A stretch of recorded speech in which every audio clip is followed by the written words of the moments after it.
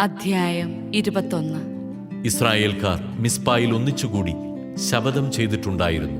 നമ്മിൽ ആരും നമ്മുടെ പെൺകുട്ടികളെ ബെഞ്ചമിൻ ഗോത്രക്കാർക്ക് വിവാഹം ചെയ്തു കൊടുക്കുകയില്ല. അവർ ബഥേലിൽ വന്ന് സായാഹ്നം വരെ ദൈവസന്നിധിയിൽ ഉച്ചത്തിൽ കൈപ്പോടെ കരഞ്ഞു. ഇസ്രായേലിന്റെ ദൈവമായ കർത്താവേ, ഇസ്രായേലിൽ ഒരു ഗോത്രം ഇല്ലാതാകത്തക്കവണ്ണം ഈ നാശം വന്ന് ഭവിച്ചത് എന്തുകൊണ്ട്?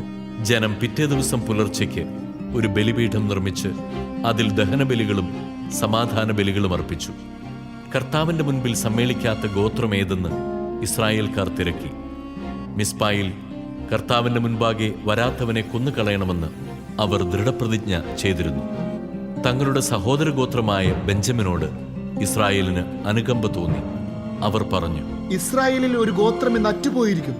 ശേഷിച്ചിരിക്കുന്ന ബെഞ്ചമിൻ വംശജർക്ക് ഭാര്യമാരെ ലഭിക്കാൻ നാം എന്തു ചെയ്യണം? നമ്മുടെ പുത്രിമാരെ അവർക്ക് ഭാര്യമാരായി കൊടുക്കുകയില്ലെന്ന് കർത്താവിന്റെ മുമ്പിൽ നാം ശപഥം ചെയ്തു പോയല്ലോ. മിസ്പായിൽ കർത്താവിന്റെ സന്നിധിയിൽ വരാത്ത ഏതെങ്കിലും ഇസ്രായേൽ ഗോത്രമുണ്ടോ എന്നവർ തിരക്കി. യാബേഷ് ഗിലെയാദിൽ നിന്ന് ആരും സമ്മേളനത്തിന് സന്നിഹിതരായിരുന്നില്ല. ജനത്തെ എണ്ണിത്തിട്ടപ്പെടുത്തിയപ്പോൾ യാബേഷ് ഗിലെയാദിലെ നിവാസികളിൽ ഒരുവൻ പോലും അവിടെ ഉണ്ടായിരുന്നില്ല. അതുകൊണ്ട് ആ സമൂഹം യുദ്ധവീരന്മാരായ 12,000 ആളുകളെ അവിടേക്ക് നിയോഗിച്ചുകൊണ്ട് കൽപ്പിച്ചു, സ്ത്രീകളും കുഞ്ഞുങ്ങളും അടക്കം യാബേഷ് ഗിലെയാദിലെ നിവാസികളെ വാളിനിരയാക്കുക. ഇതാണ് നിങ്ങൾ ചെയ്യേണ്ടത്. എല്ലാ പുരുഷന്മാരെയും പുരുഷനോടുകൂടി ശയിച്ചിട്ടുള്ള എല്ലാ സ്ത്രീകളെയും നശിപ്പിച്ചു കളയണം. യാബേഷ് ഗിലെയാദ് നിവാസികളിൽ പുരുഷനെ അറിഞ്ഞിട്ടില്ലാത്ത 400 കന്യകമാർ ഉണ്ടായിരുന്നു. അവരെ കാനാൻ ദേശത്ത് ഷീലോയിലെ പാളയത്തിലേക്ക് കൂട്ടിക്കൊണ്ടുവന്നു. അപ്പോൾ സമൂഹം മുഴുവൻ ഒന്നു ചേർന്ന് റിമ്മോൺ പാറയിൽ താമസിച്ചിരുന്ന ബെഞ്ചമിൻ ഗോത്രക്കാരുടെ അടുക്കൽ ആളയച്ച് സമാധാന പ്രഖ്യാപനം നടത്തി. ബെഞ്ചമിൻ ഗോത്രക്കാർ തിരിച്ചു വന്നു. യാബേഷ് ഗിലെയാദിൽ നിന്ന് ജീവനോടെ രക്ഷിച്ച ആ സ്ത്രീകളെ അവർക്ക് ഭാര്യമാരായി കൊടുത്തു. എന്നാൽ എല്ലാവർക്കും തികഞ്ഞില്ല. ഇസ്രായേൽ ഗോത്രങ്ങൾക്കിടയിൽ കർത്താവ് ഒരു വിടവ് സൃഷ്ടിച്ചതുകൊണ്ട് ജനത്തിന് ബെഞ്ചമിൻ വംശജരോട് അലിവ് തോന്നി. അപ്പോൾ സമൂഹത്തിലെ ശ്രേഷ്ഠന്മാർ പറഞ്ഞു, ബാക്കിയുള്ളവർക്ക് കൂടി ഭാര്യമാരെ ലഭിക്കാൻ നാം എന്താണ് ചെയ്യുക? ബെഞ്ചമിൻ ഗോത്രത്തിൽ സ്ത്രീകൾ അറ്റുപോയല്ലോ. അവർ തുടർന്നു, ഇസ്രായേലിൽ ഒരു ഗോത്രം മൺമറഞ്ഞു പോകാതിരിക്കാൻ ബെഞ്ചമിൻ ഗോത്രത്തിൽ അവശേഷിച്ചിരുന്നവർക്ക് ഒരവകാശം വേണമല്ലോ.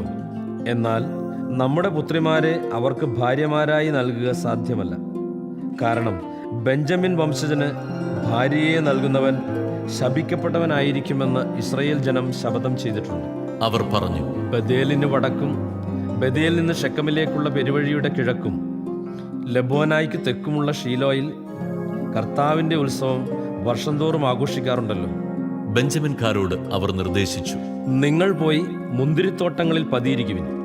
ഷീലോയിലെ യുവതികൾ നൃത്തം ചെയ്യാൻ വരുന്നത് കാണുമ്പോൾ മുന്തിരിത്തോട്ടത്തിൽ നിന്ന് പുറത്തു വന്ന് ഓരോരുത്തരും ഓരോ സ്ത്രീയെ പിടിച്ച് ഭാര്യയാക്കി ബെഞ്ചമിൻ ദേശത്തേക്ക് പോകുവിൻ.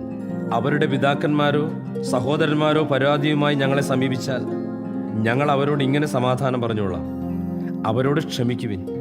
യുദ്ധത്തിൽ ഞങ്ങൾ അവർക്കായി സ്ത്രീകളെ കൈവശപ്പെടുത്തിയില്ല, നിങ്ങൾ അവർക്ക് കൊടുത്തതുമില്ല. കൊടുത്തിരുന്നെങ്കിൽ നിങ്ങൾ കുറ്റക്കാരാകുമായിരുന്നു. ബെഞ്ചമിൻ ഗോത്രജർ തങ്ങളുടെ എണ്ണത്തിനനുസരിച്ച് ഭാര്യമാരെ നൃത്തം ചെയ്യാൻ വന്ന യുവതികളിൽ നിന്ന് പിടിച്ചുകൊണ്ടുപോയി. തങ്ങൾക്ക് അവകാശമായി ലഭിച്ച സ്ഥലത്ത് മടങ്ങിച്ചെന്ന് പട്ടണം പുതുക്കി അവർ അവിടെ വസിച്ചു. ഇസ്രായേൽ ജനം അവിടെ നിന്ന് മടങ്ങി. ഓരോരുത്തരും താന്താങ്ങളുടെ ഗോത്രത്തിലേക്കും ഭവനത്തിലേക്കും അവകാശഭൂമിയിലേക്കും പോയി. അക്കാലത്ത് ഇസ്രായേലിൽ രാജാവില്ലായിരുന്നു. ഓരോരുത്തനും തനിക്ക് യുക്തമെന്ന് തോന്നിയത് ചെയ്തിരുന്നു.